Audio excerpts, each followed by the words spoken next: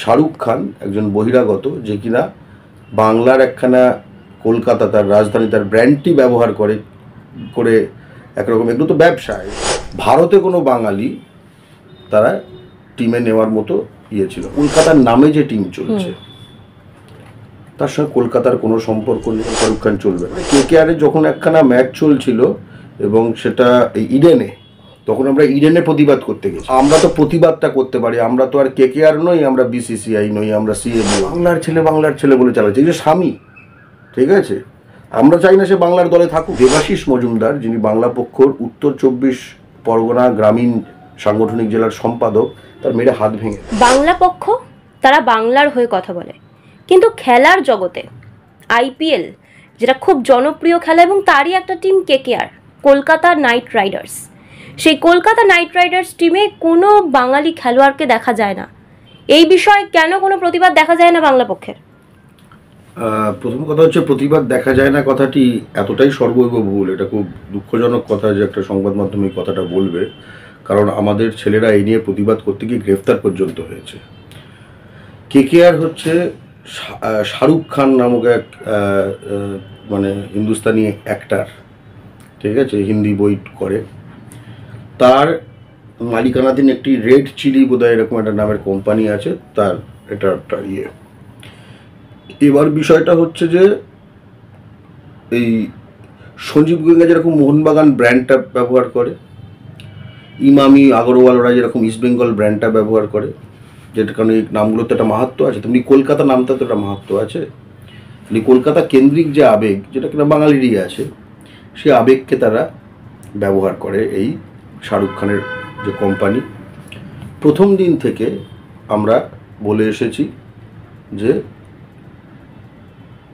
এই যে টিম, যেগুলো কলকাতার নামে যে টিম চলছে, তার সঙ্গে কলকাতার কোনো সম্পর্ক নেই, বাংলার কোনো সম্পর্ক নেই, বাঙালির কোনো সম্পর্ক নেই। এবং কতটা লজ্জার কথা যে এখনো পর্যন্ত যে বাঙালিটাকে টিমে খেলিয়েছিল, ঠিক আছে, সে হচ্ছে একজন বাংলাদেশি, সাকিব আল হাসান বলে। অর্থাৎ ভারতে কোনো বাঙালি তারা টিমে নেওয়ার মতো ছিল না। অথচ আপনার মনে থাকবে যখন এরা তদবির করছিল প্রথম যে হ্যাঁ টিম তৈরি করব, তখন সব বড় বড় কথা এই শাহরুখ খানের কোম্পানির, ঠিক আছে, যে আমরা নানা জায়গা থেকে ট্যালেন্ট তুলে আনবো, মানে সব প্রায় 11টা প্লেয়ারই পশ্চিমবঙ্গের বাঙালি হবে, এই টাইপের ঢপঢাপ তারা দিয়েছিল। বাংলা পক্ষ এই নিয়ে একাধিকবার প্রতিবাদ করেছে এবং শুধু আমরাই স্পষ্ট করে বলেছি এই জিনিসটি। এবং একই সঙ্গে আমরা তখন এটাও বলেছিলাম যে এই শাহরুখ খান একজন বহিরাগত যে কিনা বাংলার একখানা কলকাতা তার রাজধানী তার ব্র্যান্ডটি ব্যবহার করে একরকম এগুলো তো ব্যবসা। এই মোহনবাগান, ইস্টবেঙ্গল, কেকেআর এগুলোকে তো ব্যবসায় পরিণত করেছে গোয়েঙ্কা, ইমামি, শাহরুখ খানরা, ঠিক আছে। তো তুমি যখন এই জিনিসটা করছো, এই নোংরামোটা করছো, এরকম নোংরামো করা একটা ব্যক্তিকে বাংলার ব্র্যান্ড অ্যাম্বাসেডর কী করে রাখা হয়? এটা নিয়ে আমরা দীর্ঘ প্রতিবাদ স্পষ্টভাবে শুধু আমরাই করেছি, ঠিক আছে। এই মমতা ব্যানার্জি শাহরুখ খানকে দেখে বিগলিত, ঠিক আছে, নরেন্দ্র মোদী শাহরুখ খান একসঙ্গে তারা সেলফি তুলছে, ঠিক আছে, এগুলো অত্যন্ত মানে কি বলবো, দেখে আমাদের কীরকম লাগে, খুবই খারাপ লাগে। এবং তারপর একটা ভালো ব্যাপার হয়েছে যে অন্তত সৌরভ গাঙ্গুলি, আমাদের বাঙালি, বাংলার ভূমিপুত্র, সে অন্তত ব্র্যান্ড অ্যাম্বাসেডার, এবং তারপরে দেব, ঠিক আছে, সে ব্র্যান্ড অ্যাম্বাসেডর হয়েছে, এটা ভালো, এটা আমরা এটাকে একদম সমর্থন দিই। শাহরুখ খান চলবে না। এই শাহরুখ খানের অন্য হিস্ট্রিও আছে। এই শাহরুখ খান কোথায় পাঠান বলে একটা বই করেছিল, তখন তাদের যে ডিস্ট্রিবিউশন কোম্পানি, এটা হয়তো শাহরুখ খানকে মানে তার সে দোষের ভাগই, কিন্তু শুধু দোষী সে নয়, কারণ তার যে হিন্দি বইয়ের যে কোম্পানিগুলো এবং এখানকার যে ডিস্ট্রিবিউটার যারা হয়, এগুলো ওই আরে বড় না, ওই শ্রীকান্ত মহতা, ঠিক আছে, তারা সেই সময় বলেছিল যে হলে এটা চলবে সেই হল থেকে অন্য বাংলা সিনেমা নামিয়ে দিতে হবে। আমরা তখন এটা নিয়ে প্রতিবাদ করেছিলাম। তারপরে কেকেআরে যখন একখানা ম্যাচ চলছিল এবং সেটা ইডেনে, তখন আমরা ইডেনে প্রতিবাদ করতে গেছিলাম, ঠিক আছে। তখন কলকাতা পুলিশ আমাদের তাদের গাড়িতে তুলে নেয়। আমাদের সাংগঠনিক সম্পাদক কৌশিক মাইতি সেই কেসে গ্রেপ্তার হন, ঠিক আছে, সেই ঘটনায়। অর্থাৎ আমাদেরই একমাত্র বাংলা পক্ষ, এই বাংলা পক্ষ প্রতিবাদ করছে না। প্রথম কথা, আমরা প্রশ্নটা কিন্তু খুব পজিটিভলি নিচ্ছি যে মিডিয়া হোক, মানুষ হোক, তারা আশা করে আর কেউ না, বাংলা পক্ষই প্রতিবাদ করবে, এই প্রতিশ্রুতিটা।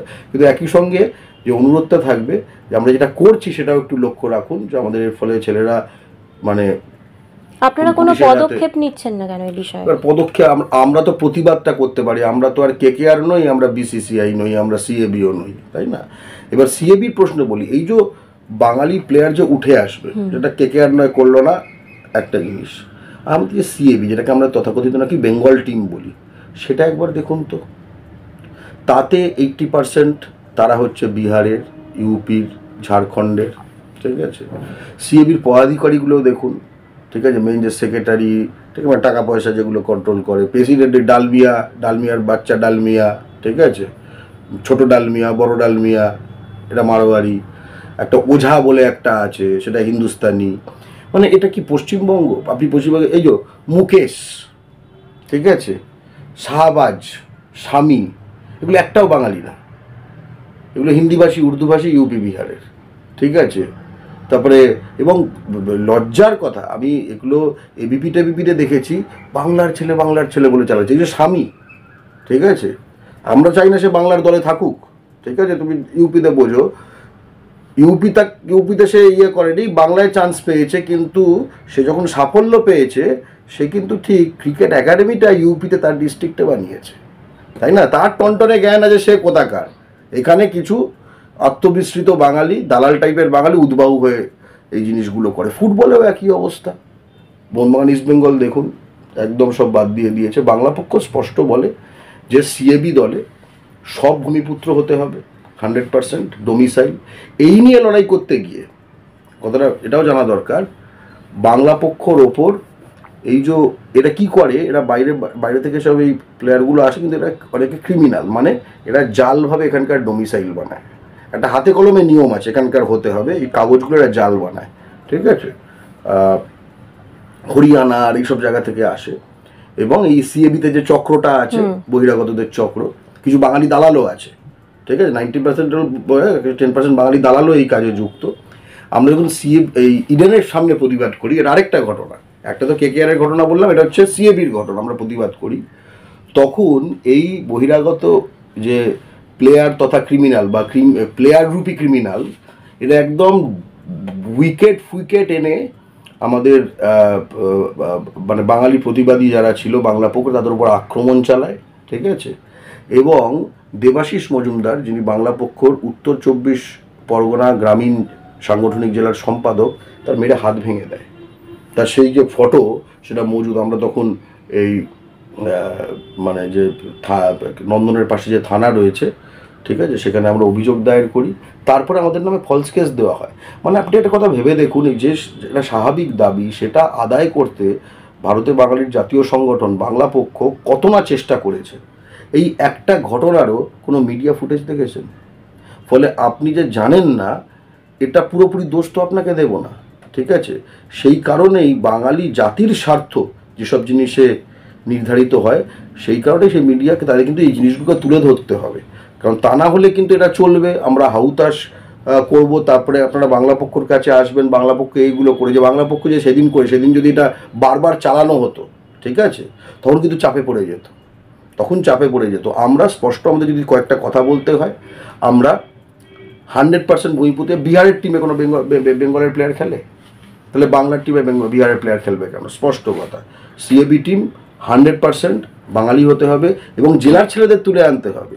বাঙালি বলতে আর বেঙ্গল টিম আর বেঙ্গলি তো আলাদা।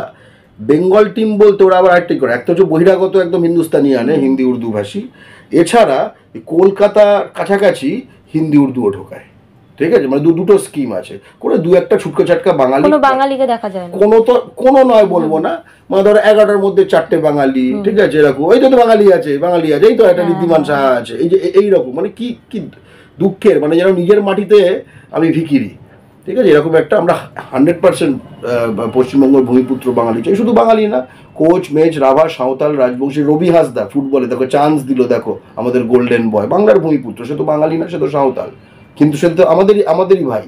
ঠিক আছে, এতে মানে আমরা তো বাংলা পক্ষ তো কোনো জাতি বিদ্বেষী নয়। ঠিক আছে, আমরা বলি যে এখানকার জেনুইন লোক হতে হবে, তুমি লোক এনে, এটা হচ্ছে ক্রিকেটের সিএবির ক্ষেত্রে। ফুটবলের ক্ষেত্রে আমরা বলবো যে ন্যূনতম 11টার মধ্যে 7খানা প্লেয়ার বাংলার ভূমিপুত্র হতে হবে। ঠিক আছে, এসব মানে পরের মানে ধার করা প্লেয়ার, মানে গোয়েঙ্কা কত পয়সা ঢাললো, ঠিক আছে, ইমামি কত পয়সা ঢাললো, এর উপর ভিত্তি করে মোহনবাগানের যে বাঙালি প্লেয়ার তোলা, ইস্ট বেঙ্গলের যে বাঙালি প্লেয়ার তোলা, এগুলো তো সম্পূর্ণ স্পটার ঠটার বিভিন্ন জায়গায় থাকা ট্যালেন্ট ধরবে যারা ইয়াং, সব ধ্বংস করে দিয়ে এদের কাছে। এটা হচ্ছে এদের ব্যবসার পোর্টফোলিও, ব্যবসা। এই যে মানে মোহনবাগান হারলে, ঠিক আছে, গোয়েঙ্কার বাড়িতে দুঃখ হয়, মোহনবাগান জিতলে গোয়েঙ্কার বাড়িতে গলদা চিংড়ি হয়। ভেবে দেখুন, ইমামি ইস্ট বেঙ্গল হারলে ইমামির বাড়িতে শোকে মুহ্যবান হয়, ইস্ট বেঙ্গল জিতলে ওই ইমামির আগরওয়ালের বাড়িতে ইলিশ মাছ হয়, বরং ইলিশ মাছ তো খুব অ্যাফোর্ড করতে পারে ওরা। গোয়েঙ্কা কিন্তু গলদা চিংড়ি বেচে। তার মানে এদের জিনিসটা দেখুন, বাঙালিকেরা বাজার হিসেবে ব্যবহার করতে চায়, বাঙালির প্রতিটি আবেগকেরা বাজার হিসেবে ব্যবহার করতে চায়। এইসব কেকেআর ফেকেআর, ঠিক আছে, এগুলো থেকে মানে আমরা নাচানাচি করতে পারি, ঠিক আছে, কিন্তু এমন নাচানাচি কেন করব, ঠিক আছে, যাতে আমাদের আসলে কোনো লাভ নেই। বরং এই নাচানাচিটা আমাদের আসলে, নাচানাচি মানে কি, শরীর নড়ে, তাই তো, তাকে নাচানাচি বলে। এই নড়ার আরেকটা শব্দ আছে কিন্তু, তার নাম হচ্ছে আন্দোলন। আন্দোলন করাও কিন্তু নড়া। এই নাচানাচি নড়া না করে আমরা বাংলা পক্ষ যে আন্দোলনগুলি করেছে এবং করছে এবং করবে এবং যে দাবিগুলি তুলছে, সেই আন্দোলনে যোগ দিতে বলবো, যাতে এক কেকেআরে তারা বাঙালি প্লেয়ার কয়েকটা নিতে বাধ্য হয়। ঠিক আছে, আপনি ধরুন অন্যভাবে দেখুন, আমরা অন্যের থেকে বেশি চাই না। আপনি দেখুন এই ব্যাঙ্গালোর একটা টিম আছে শুনেছি, ঠিক আছে, তো ব্যাঙ্গালোর টিমে যতগুলো কন্নড় প্লেয়ার আছে, ধরো 3টে আছে সাপোজ, আমি বলছি, ঠিক আছে, আমি ক্রিকেট খুব একটা ফলো করি না, ফুটবলই মূলত ফলো করি, তো সেখানে তাহলে আমাদের এখানে 3টে বাঙালি রাখো, সমস্যা কি? ঋদ্ধিমান সাহা লজ্জার কথা অন্য স্টেটে চলে যেতে হলো, এখানকার এই বহিরাগতগুলো এবং তাদের বাঙালি কয়েকটা দালাল, তারা মানে পশ্চিমবঙ্গে বাংলার একটা ট্যালেন্টকে বাংলায় টিকতে দিল না। এই লজ্জা আমরা রাখবো কোথায়? বাংলা পক্ষ অনেক সুন্দর বাংলা করতে চায় এবং সেটা বাঙালির জন্য, বহিরাগতদের জন্য না।